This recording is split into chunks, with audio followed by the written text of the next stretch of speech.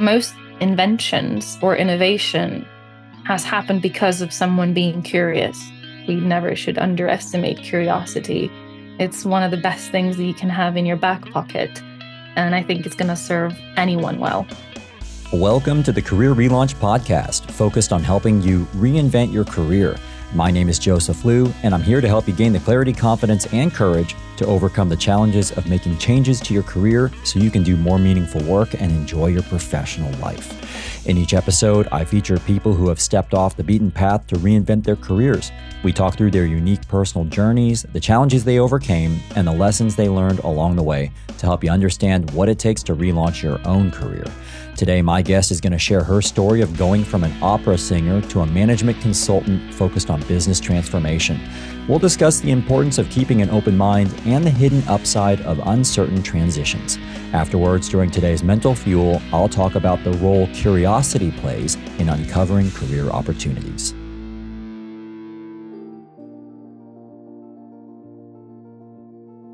Curiosity is something we're all born with as humans. Most of us come into this world with an immense amount of it.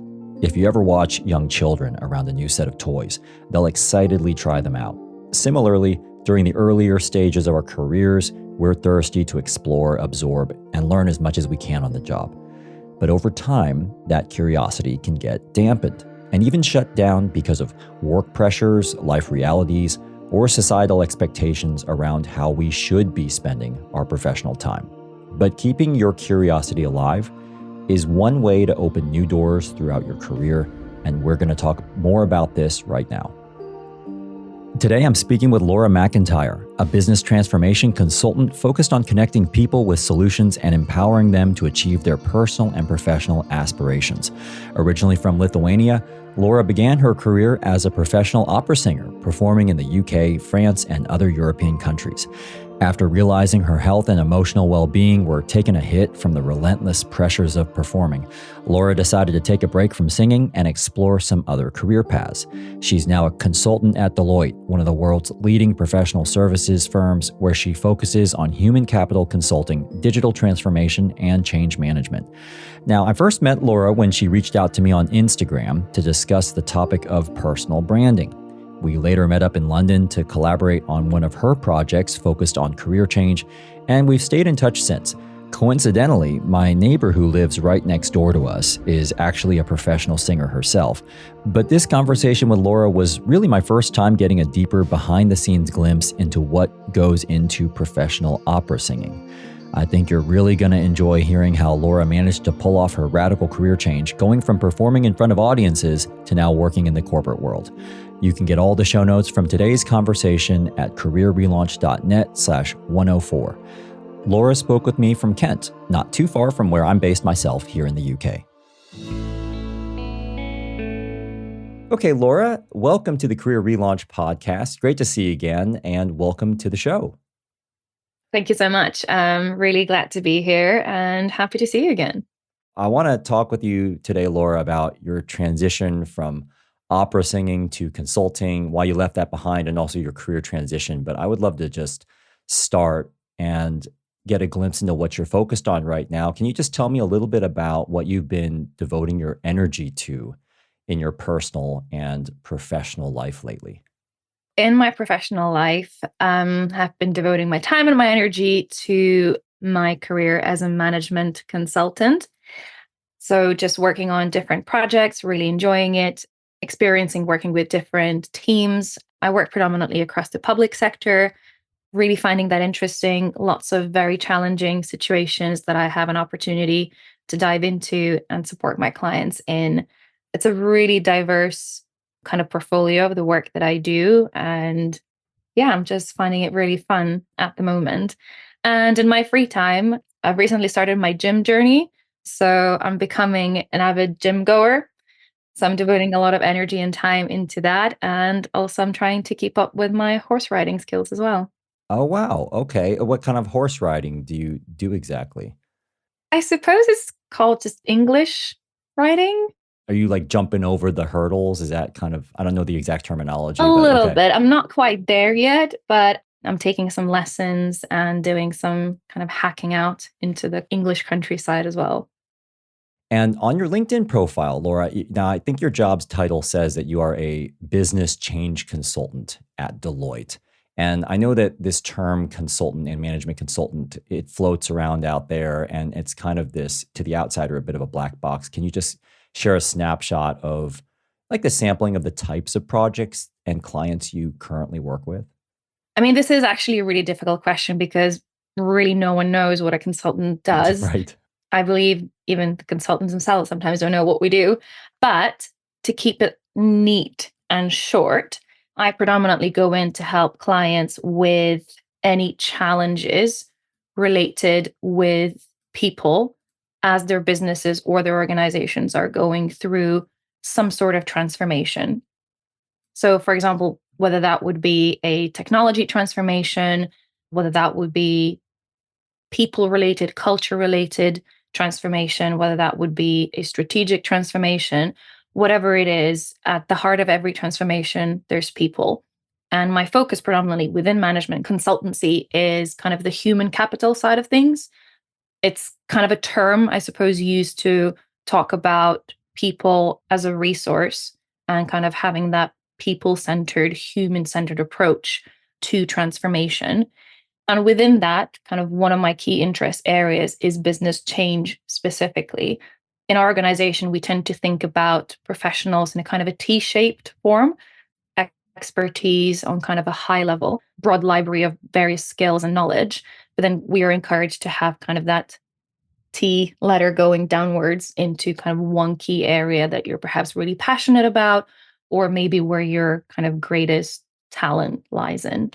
So that's why on LinkedIn profile, I call myself a business change kind of specialist within Deloitte. You haven't always been a human capital consultant focused on business change and business transformation at Deloitte. You were a professional opera singer. You performed in the UK, France, and other European countries, I think for about 7 years, if I have that correct. Before we get to that, though, Laura, I'd love to just go back in time a little bit further. And can you just tell me a little bit about you personally? Where did you grow up, and what can you remember being interested in as a kid?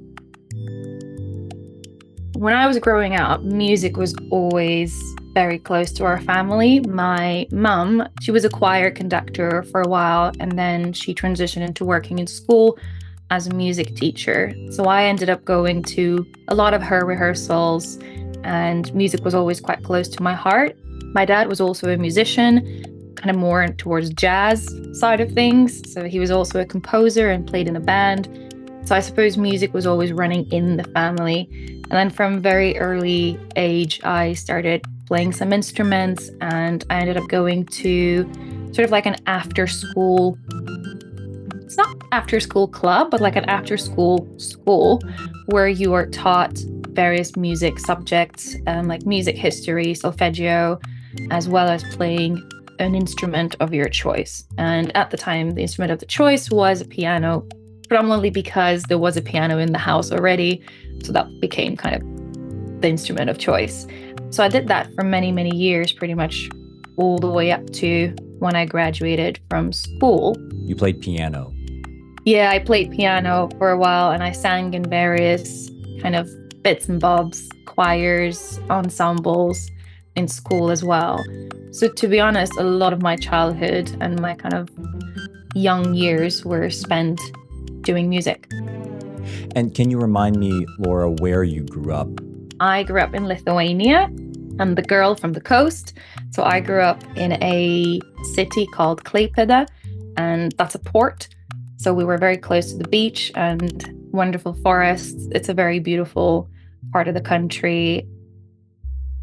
I'm sorry, I'm not that familiar with Lithuania just because I've never been there myself. Is music something that's quite well embraced in the education system in Lithuania? Is it encouraged? Is it part of the typical academic curriculum there?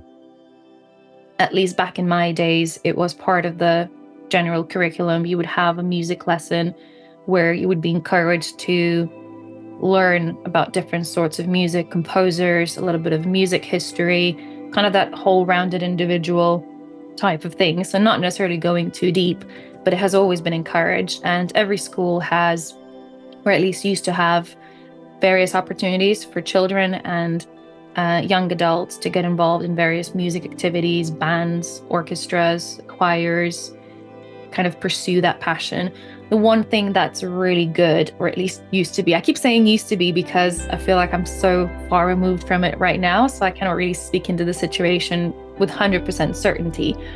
But we used to have music schools that were sort of after club, but they offered quite serious music activities for children and for young adults to pursue in various instruments and some of the other things that I already mentioned that I was able to learn as well.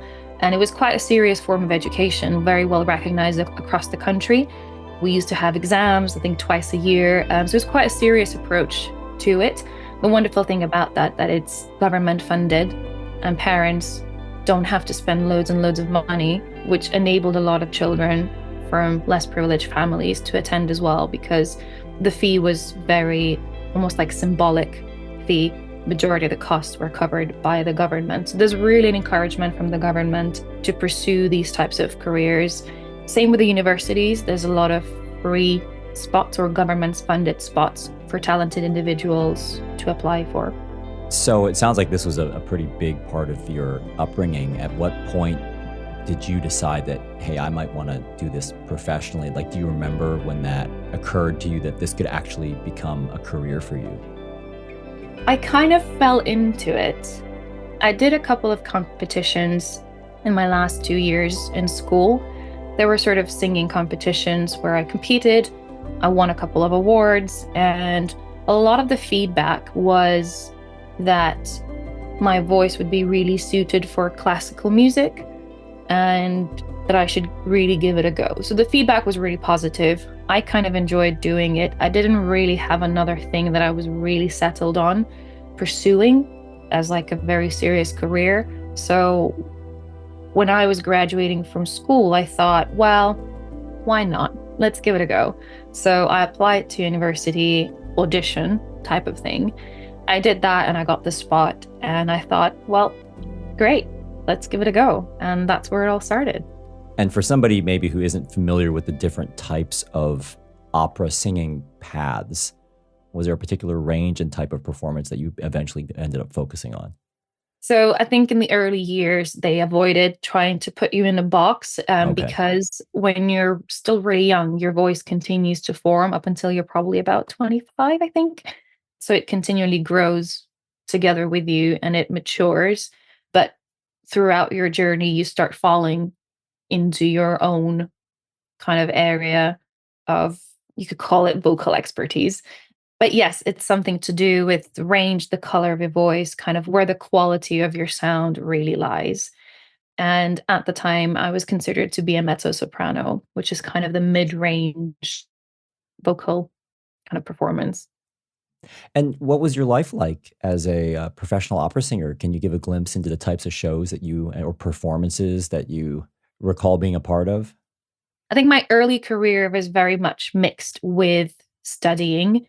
So I was still kind of a full time uni student doing all the music lessons and singing classes and exams. And at the same time, I applied or auditioned for a couple of roles in the National Opera House in Lithuania, and I got the roles.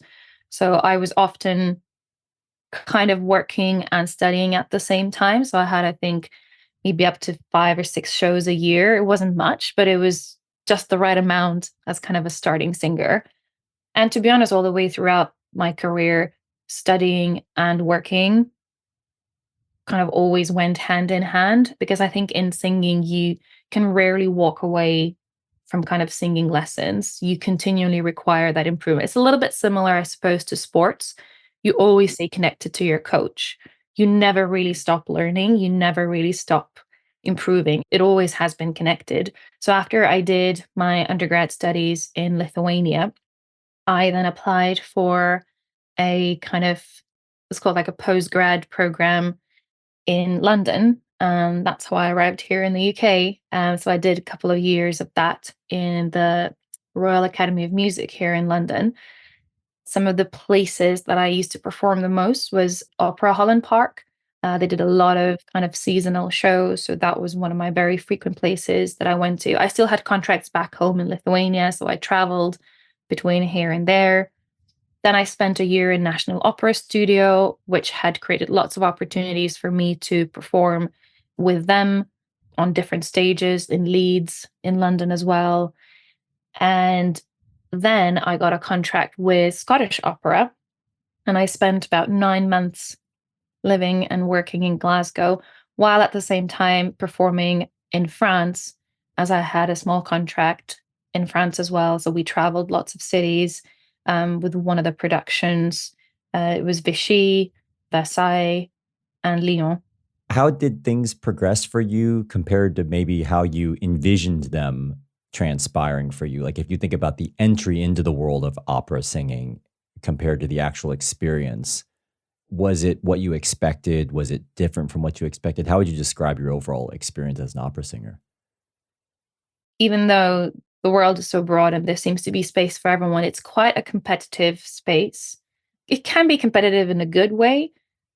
Someone perhaps critiques what you do, and that's what the whole industry is built on, is on critiquing, reading reviews, and someone critiquing your performance, Oh yeah, of someone course, yeah. critiquing, not necessarily with bad intentions, but maybe they want to help you out, maybe they want you to improve.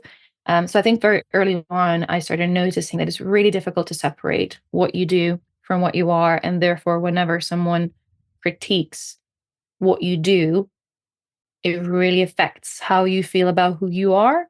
And that, I guess, was the more tough side of that particular career. It has many positives, but it also had a few negatives, which I think I ignored for as long as I could. And then I suppose I had to come to a realization that perhaps I'm not necessarily the right type of person to enjoy this type of career. Was there a particular moment when it dawned on you that you just had to make a change and that this was not sustainable for you? So, one of the things that singers will often experience is something that comes with the job is, sometimes you fall sick, things happen to your voice. It becomes way more sensitive because you're using it as an instrument. So, it's naturally way more sensitive.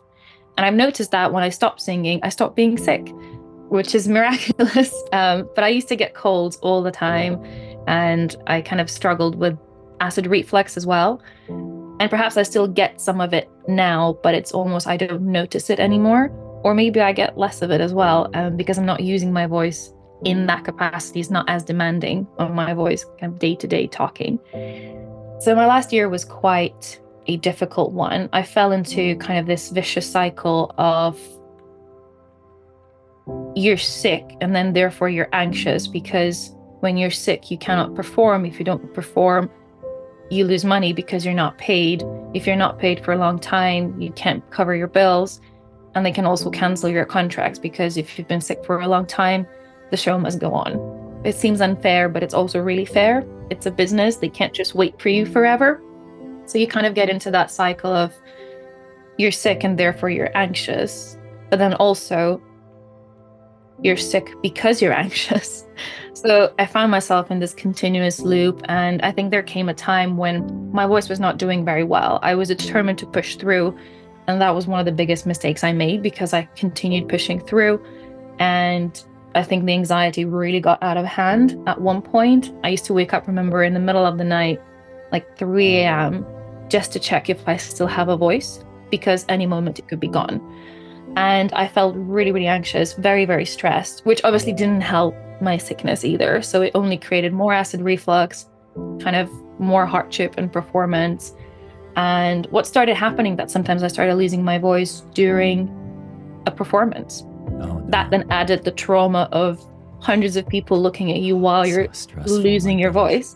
So all of these things started piling up. And I think I was really struggling to deal with it, like on the mental level. And I think at that point, I decided I need to just take a break. So it wasn't like I decided I need to change careers. I think at that point, I understood that I have to step away from it. And it was a huge hit for pride, because suddenly you feel like you failed. You failed at your own job. You failed as a performer. You failed as a singer. And, the constant thoughts of what are other people going to say. And often people in the industry would say, well, you failed because you didn't have a good technique, or, you failed because of X, Y, Z. So everyone has an opinion to offer. And at that point in time, I decided I'm going to take a break. I'm going to take it slow, continue taking the lessons, and just use this time to recover. What happened during that period was I very quickly realized that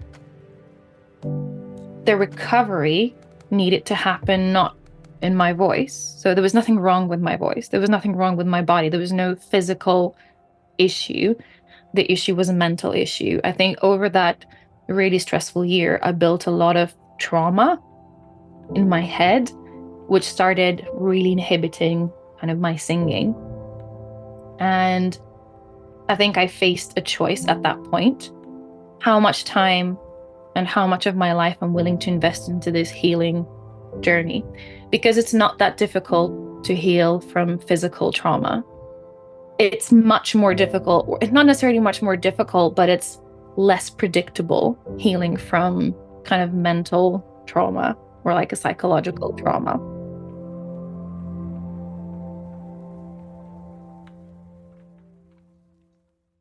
Yeah, I think that's what makes these sort of transitions so unsettling, because there's not a clear start and end.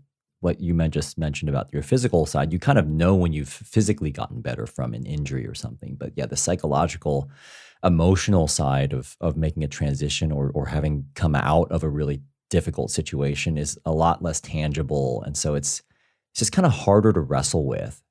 And then that creates more anxiety. Exactly. It's really difficult. I think anxiety is one of the most difficult things to recover from, because you're so invested in your own healing journey. The stakes are high. You must recover from this. And that only creates more anxiety. So it's almost like you have to completely walk away from it in order to completely heal. Because if you keep on pushing yourself with the pressure of, I must heal from this, it just doesn't work that way. Or at least it didn't work that way for me. So what I did, I stepped away from it all. And then I found myself in a funny predicament of having canceled all my contracts. I had no income. Well, that'd be really interesting to talk about that now, Laura, this transition of yours. So it sounds like you need to take a step back. You're not sure if it's going to be a permanent step away or just kind of a momentary pause. London is not, or the UK in general, is not a cheap place to live. So obviously you had to make ends meet. What did you do? Like, what kind of jobs did you apply to? And I'd also be curious what sort of roles you took on, maybe like temporary jobs you had to take on to make ends meet. So during that time, I obviously thought, I have to pay my bills. I need to find a job. So I opened all the, what they're called, the websites with all the job opportunities, and I started scrolling.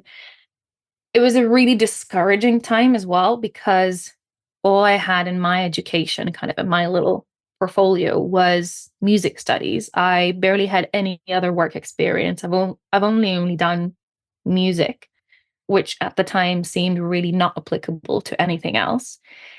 So what I started is my application journey, applying to loads and loads of different jobs. I really was aiming low. And when I say low, I mean where the requirements were very basic. So not necessarily that they're bad jobs, but where the requirements are completely basic, like washing the dishes. Oh, wow. The Okay. only requirement you need to have is usually the ability to work in the UK. And I don't even think they require for anything else. They're usually just say, as long as you can stand and like you're physically fit to stand there all day and wash the dishes, we're good. So I applied for jobs like that, catering, waitressing jobs. So where the kind of the level of requirements for the entry level was pretty basic, because I really saw myself as someone who doesn't have anything else to offer, regardless. And Uh-huh. I just thought, well, that's going to be easy to get one. I just thought anyone could get this. I think I applied to close to maybe 80 jobs over the course of about 4 months. I was rejected from all of Oh, them. wow. Either didn't hear back or Mhm. was rejected. And I think progressively my applications were just going down to like just any kind of job will do. If you pay Wow. me, I'll work. So for 3 or 4 months here, you're applying to whatever 80 jobs, and you're getting either no response Nothing. or a negative response. And Oh, wow. Okay. And like, what was running through your head at that time? Were you thinking, go back to opera, or was that not? Well, that wasn't an option either because I wasn't in a place to actually do anything with my voice either. I was really surprised and like puzzled because I thought, I don't know, why doesn't anyone want me? Yeah. And I thought, well, surely I can wash the dishes. And I remember I called my mum and she said, how's it going? And I said, well, it's not going very well. I said, I keep on either hearing negative responses or not hearing back at all.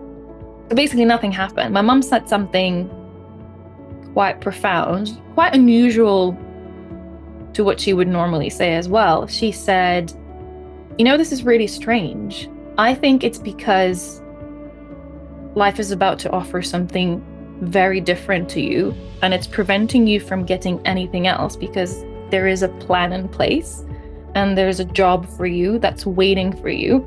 And it's not any of these jobs. So it's basically the life itself is preventing you from getting it. And I thought, whoa, that's a really strange thing for my mom to say. She doesn't normally speak like that. But I think it encouraged me. And what happened then was that maybe a couple of weeks later, I ran into someone who I knew, and they sort of asked, as usual, how's the singing going? And I said, well, it's not going very well. I kind of paused everything there, and I'm actually now looking any kind of job because I need to kind of sustain myself. And the person looked at me and he said, oh, well, I know someone who is looking for people, like they have a business and they're constantly looking for new people to join. And in my head, I thought, oh, business, I really don't know anything about business. I'm definitely not a suitable candidate. But out of kind of politeness, I said, yes, of course, I'll connect with them. I'll reach out to them. And I did. And they told me about their business. They told me they sent me a list of different roles that they have. I looked at all of them and I obviously thought, whoa, I can't do any of this. I know nothing about business. I know nothing about any of these roles. The one thing I spotted was a graduate position. Is this the customer service position? Yes. Okay. And I reached out back and I said, well, for a graduate position, what's the time period for that graduate? In terms of, I graduated many, many years ago. Am I still, could I still be a candidate? And the guy said, yes. Why not? And I said, okay. I did. And I said, does it matter where I graduated from? And they were like, no, it doesn't matter. I said, oh, okay. Maybe it doesn't matter though.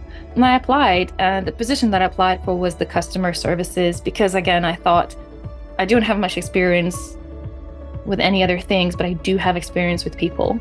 So I thought that's what I'm going to hang on to. And I applied and I got the job.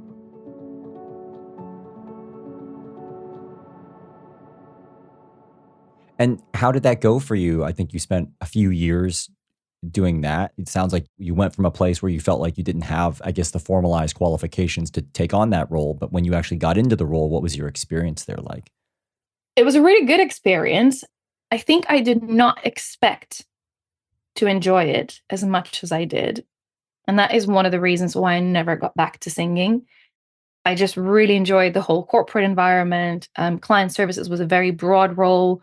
It offered a lot of variety, lots of people contact. I enjoyed so much learning about business, what they do, kind of the whole corporate side of things. Really, really loved it. I think I did that for about a year. And then because it was a small organization, kind of almost like a startup, they were going through a lot of restructuring and they kind of kept on changing their shape. So they kept moving me kind of around different roles. So I got to experience a lot. I was offered a role as an analyst, data analyst, and I thought, well, that's interesting. Why not? And basically starting from customer services associate, moved my way up through data analyst, insight analyst into consultant. And then that takes us to the consulting chapter of your career, which is what I'm hoping to talk with you about now. You climb all the way up to becoming a strategy consultant, and then eventually you would make it to Deloitte. I was looking into the acceptance rates of applicants at Deloitte, and according to the Cambridge Consultant, it's about 4%. Now, I'm not sure how precise that figure is, but it's a very well known in the corporate world that landing a job at Deloitte or any of the big four professional firms, Deloitte or Ernst & Young or PwC or KPMG, it's really competitive to get into these places. As someone who didn't, at least before this latest role that you just described, before that, didn't have a formalized business background, how did you approach landing a job at Deloitte? Well, I'm surprised now too. I didn't know these rates. Yeah, it's competitive. You make Yeah. me surprised now too. You made it. Oh my goodness. Feeding my imposter syndrome. I work with a lot of business schools, and I know that consulting is one of the esteemed, I guess, target industries that a lot of business students try to get into. There's banking, there's consulting. Those are two of the most attractive and also the most competitive. And so a lot of people don't make it. And a lot of people wonder, how do you land a job at one of these big four firms or one of the big three firms? So yeah, just curious how you did it. I think a lot of it is also to do with being at the right place at the right time. I think we cannot discredit that. I know that things right now are really, really tough within the industry. So it really depends on the time and the place. What's the environment like? What's the industry like? It's not so much to do with what you bring. Sometimes it's also being able to ride the tide. But basically, what happened in my previous job, and I'm forever grateful to them for the opportunities that they provided me with. I had so many opportunities just to learn on the job. And I think what really helped is keeping that why not attitude. Some of the roles, I was quite certain at the time, this is not going to be my forever role. I don't think this is my thing. But I used that time to kind of take as much as I can from that role, from the responsibilities that I was given.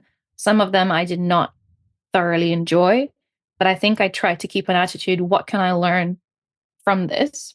And kind of put in my little library of skills. One thing that did help was during COVID, while I always say while other people were baking bread, and kind of everyone found their own I was thing, not one right? of those people. Lots of people were, Yeah, and I have nothing against people who bake bread. I'm just a really bad baker. me That's too. the true reason behind it. I decided that I also need to do something, with my time, even though I was still full-time working, because our organization was working kind of in the digital space. So we were not really affected by the whole kind of work from home. What I did was I decided to do a little, like a diploma. It's not university, it's not college, it's not any of those. It's just like a certification. Mhm. But it's a full year's course with lots of assignments, and it's still quite pretty in-depth. The topic that I chose was actually human resources, even though I did not necessarily have a desire to become a human resources specialist. But I kept that passion for people and business because I never had that true background in business. After reading kind of the brochure of that certificate, I really enjoyed what they were outlining. They were kind of really going on that human-centered approach to how to run an organization through people. And I just loved it. And I thought, why not? So that's the thing that I did within COVID, which I think also helped me land the job at Deloitte, because I was able to offer almost like a niche expertise in addition to my more general consulting skills. I think the other thing that does help is if you know someone within the organization, it can really help you almost tailor, not necessarily lie or pretend, but tailor your kind of focus of your application to what really matters to the organization as well. So I was kind of blessed to have some people on the inside who told me a little bit about the organization. They recommended the organization as a good organization to work for. These are just people in your professional circle, your Yes. network. Okay. Yeah, so a couple of people in my network were in the organization. So that really helped because it really gave me an insight into the application process, understanding what are the priorities for the business, what can I speak into. And it really helped me to also then tailor my CV, tailor my application, and even tailor my interview approach to make sure that when I come in and I speak, they know that I understand their business, I understand their challenges, I understand their clients, I understand what they need. And I'm not coming in cold. Like, I felt like one of their own. in a way. So it sounds like you investing the energy and the time into doing your side research, your side certification, and also just really customizing and tailoring your approach. It really sounds like that helped you stand out as a candidate. I suppose it sounds a bit of a cliche, don't go in an interview without having read about the organization. But I think you'd be surprised how many people don't. It's a surprising, shocking numbers as well. And I think that's really the key. If you can go into that room and talk their language, talk about the things that matter to them, kind of from the hiring manager all the way into kind of their current year priorities, that shows dedication. You've dedicated your time to research these things. That shows interest. You've shown interest in that organization. You can show expertise in what you know about clients, and then you can bring your own little niche expertise in something else that you do. And I think all of that together makes you quite attractive. So it sounds like things are going well for you there at Deloitte. And one of the last things I was hoping we could talk about before we wrap up are just some of the lessons that you've learned along the way of your career change journey. When you look back on your career change journey, is there anything in particular that you wished you had known that you now know about what it takes to make a pivot successfully? I'm overall really happy with my transition. So I don't think there's anything that I'm regretting. So it's probably not as strong of emotion, but I really wish I would have known sooner that I'm capable of so much more than I give credit to myself Mm, for. hmm. I think it has been a really encouraging journey throughout, and I probably owe it to a lot of people along walking alongside of me who continually kept giving me opportunities and opening doors for me because they believed in me when I didn't believe in myself. So I think number one, surrounding yourself with those people. Again, sounds really cliche, but it's so important. And then second thing, just believing in yourself and giving yourself more credit, I think is important. And I think the third thing would be I hear a lot of people saying, "Oh, I'm really not happy in my current job. I want to change. I want to do something else." And they just sort of sit and wait until kind of the penny drops and they're going to figure out their next big move. Sometimes your pivot is not made out of one big move. Sometimes it's made out of lots of little steps and moves. And sometimes you're going to fall into things, and that's okay. Give it a go. Approach everything with the attitude of, why not? Let's just give it a go.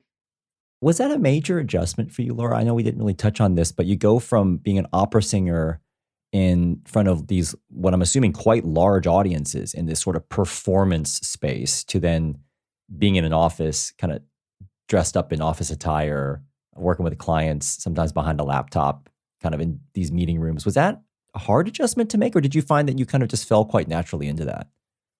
It wasn't too difficult, but there were some things to get used to. Like, I think in the opera world, you're way more active. There's less kind of sitting down, and your work is really split into kind of bursts of energy.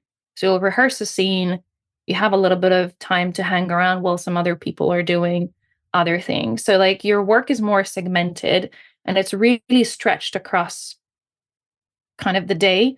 It's also much later in the day. So you don't really start as early, but sometimes you do tend to finish really, really late. So that adjustment was something to get used to. So just being able to sit again from like 8 or 9 until 5, it just reminded me of school. Yeah, And yeah. at first, I think I really struggled to just keep my concentration going. I had like back issues as well when I first started sitting for long periods. I wasn't used to it. But these are kind of the only major, I suppose, adjustments. It wasn't dramatic. And having been through this career change, Laura, what's one thing that you've learned about yourself? One thing I learned about myself is that curiosity is my superpower. Yeah, and it sounds like curiosity has really served you well in your career from just the example you gave of not being able to answer maybe a client question and then you going back and diving deeper into that, or you just allowing yourself to say yes to some of these opportunities when you weren't quite sure how they were going to work out. So it does sound like that's worked very well for you. It really has. And I'm always very encouraged to hear just stories from around the world that most inventions or innovation has happened because of someone being curious and kind of going against the usual and thinking, why not? Well, what if? And I think that's really encouraging. And I think we never should underestimate curiosity. It's one of the best things that you can have in your back pocket. And I think it's going to serve anyone well. And one more question before we wrap up with one of your side projects. Do you still sing? I still do, not in the same capacity. I don't do opera anymore, but I kind of sing in my free time. I sing in a kind of my local church, sort of every other Sunday. So I do have some opportunities for my creative outlet. I do want to wrap up, speaking of outlets, with one of your side projects. Can you tell me a little bit more about Path Changer, which is actually how you and I first met, and something I know you've been working on wherever you can somehow find the time to work on it?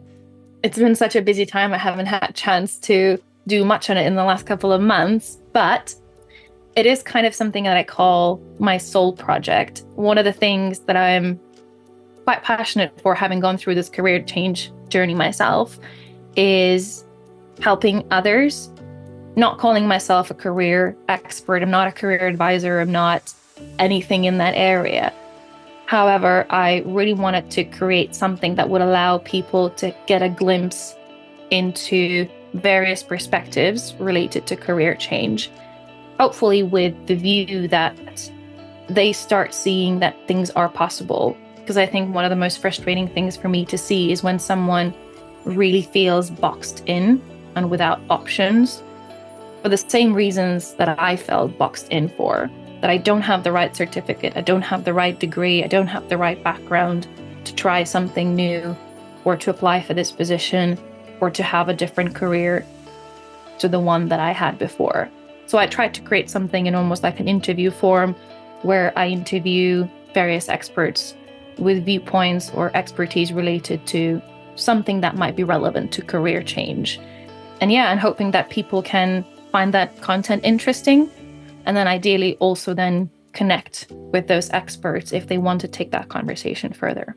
Well, and I've seen some of those video clips myself, and they're very useful and very insightful. So I would encourage people to check those out. And speaking of which, if they do want to learn more about you, or if they want to check out some of the content you've been creating through your Path Changer initiative, where is the best place people can find you?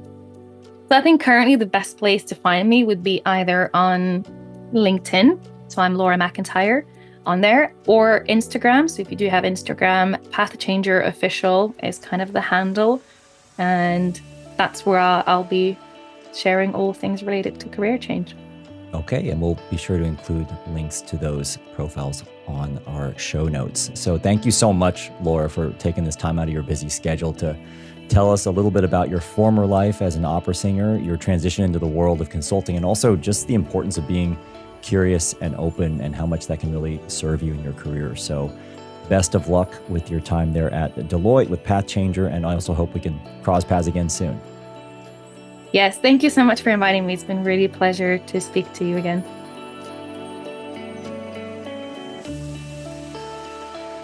So I hope you enjoyed hearing Laura's perspectives on prioritizing your mental health, the power of your professional network, and believing in yourself.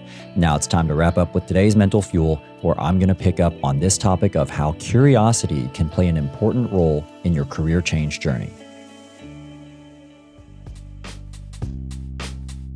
Before we get to today's Mental Fuel, I wanted to thank Stubble & Co. for supporting this episode of the Career Relaunch podcast. Crafted for the modern urban professional, Stubble & Co. combines premium British design and practical functionality, offering stylish, durable, and high-quality bags made from recycled materials, perfect for work and travels. After ordering one of their crossbody slings myself, I also appreciated how they use minimal packaging and give 1% of their annual sales to approved environmental nonprofits. Check out their full range of bags and accessories at careerrelaunch.net/stubble. This is the part of the show called Mental Fuel, where I finish the show with a brief personal story related to one of the topics we covered today, and wrap up with a simple challenge to help you move forward with your own career goals. So for today's Mental Fuel, I wanted to pick up on something Laura mentioned about curiosity being her superpower. And when I think about curiosity in the context of career change, It's really about embracing an open, inquisitive mindset where you're more focused on learning, understanding, and exploring new ideas, skills, or perspectives rather than getting too caught up with the outcome of those explorations. And while I wouldn't say that curiosity is my superpower per se, I've definitely seen how allowing myself to be curious about things has opened up professional doors that would have otherwise remained closed or undiscovered. I'll just share a couple of concrete examples, the first of which opened up a new career opportunity, and the second related to discovering interesting people. Many years ago, after I graduated from college, I was living in Hawaii, doing a financial services internship at a company there, and I used to take the same bus to work every morning, hopping on at a very specific time and seeing the same bus driver every single day. I lived in Waikiki, and that bus originated its journey from the bus stop right next door to my apartment. So when I hopped on board, sometimes I'd be the only one there with the bus driver waiting to depart. Now, I wouldn't call myself the most gregarious or chattiest person out there, but I would consider myself fairly friendly. So I'd chat with this bus driver every morning on my way to work, mostly to learn as much as I could about life there in Hawaii, things to see, things to say or not say, and just the way of life there on the island. This guy's name was Yama. He was originally from Samoa, and I do remember that he was always reading the newspaper at a time when people read newspapers before setting off. So we'd sit there in the bus and chat about things in the news before he drove off. And we were chatting one day, and I was telling him about my confusion around what to do after I finished up that internship, whether I would head back to the US mainland or to stay there in Hawaii, and I wasn't quite sure what to do next. And he mentioned something that really planted a seed in my mind that would kind of forever change the trajectory of my entire career. He asked me if I ever considered going into radio news journalism. He knew I'd liked talking about the news, said I had a decent radio voice, and just posed the question. To be honest, I hadn't ever thought of going in that direction professionally, but a couple of weeks later, I found myself doing some informational interviewing with journalists there, one of whom eventually put me in touch with a guy running the Hawaii Bureau of National Public Radio there. And the next thing I know, I'm working there as a fill-in classical music host, volunteering, and eventually getting a job there, anchoring a daily news program. And this all started with me just being open to having a conversation with someone who I never would have imagined could help me come up with an idea of where to take my career, and also just being open to learning more about journalism opportunities in general. And just to jump forward a couple of decades and give a more current example, now as a podcast host, where the seeds of this work really date back to that first experience being on air there in Hawaii. This entire show has emerged from my ongoing curiosity about how people navigate career changes. Sometimes listeners ask me how I find guests I feature on this show. And while there are people who apply to be guests, the vast majority of guests you hear on this show are just people I've informally crossed paths with, either professionally or personally. Just being curious about their stories is typically how I find most guests for this show. Now, because I'm a public speaker and I speak a lot professionally, I do plenty of talking myself. So in one-on-one conversations, I tend to do more question asking than speaking myself. I try my best when I meet people in general to ask them about them and how they ended up where they are today, mostly because I'm just curious about it. And you'd be surprised, once you probe a bit and give people some space to share their more personal stories, they do open up. And you very quickly come to realize a lot of people out there have gone through some sort of a major career or unexpected life change. So clearly, I've seen curiosity play a role in my own career. Laura talked about how curiosities played a role in hers. What about you? When was the last time you just allowed yourself to pursue a new skill simply because it intrigued you? When did you last explore a new potential career idea by taking a course, talking with someone in that sector, or reading a book or article on the topic? Or when did you make the effort to reconnect with someone you once met in passing whom you felt could just be a nice person to have in your life?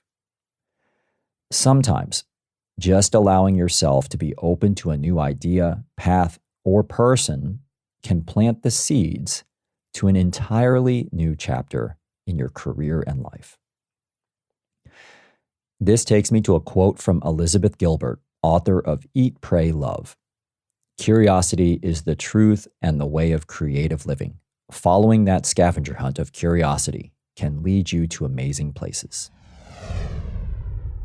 So my challenge to you is to dedicate a few minutes this week to just learning something entirely new that you find intriguing right now. You could, for example, explore an emerging technology affecting your industry, or learn more about a skill that someone you admire possesses, or listen to a podcast episode about a topic you're curious about.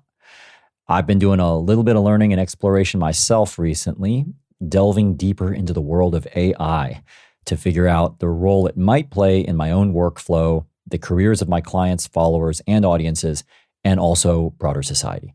I've actually just finished the book Co-Intelligence by Ethan Mollick, which I would highly recommend if you want to learn more about how to embrace and work with AI in your career and broader life. Think about what step you'll take to allow curiosity to play a greater role in your career. If you want to share a step you've recently taken to explore something new in your career, have a question you want me to address on the show, or just want to share a story of career change with others, I'd love for you to leave me a voicemail with your thoughts at careerrelaunch.net/104, where you can also find a summary of my discussion with Laura and learn more about her. Again, that's careerrelaunch.net/104. If you've enjoyed today's show, I'd really appreciate you leaving a positive review and rating on Apple Podcasts and Spotify. And be sure to hit that follow button so you can get the latest episodes of the show delivered right to your device. Thanks so much for being part of the Career Relaunch community, and a special thanks again to Laura McIntyre for sharing her story with us today from Kent.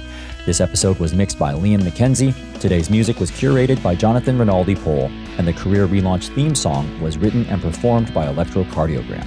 I'm Joseph Liu. Have a great final few weeks of the year, and I'll talk to you next time.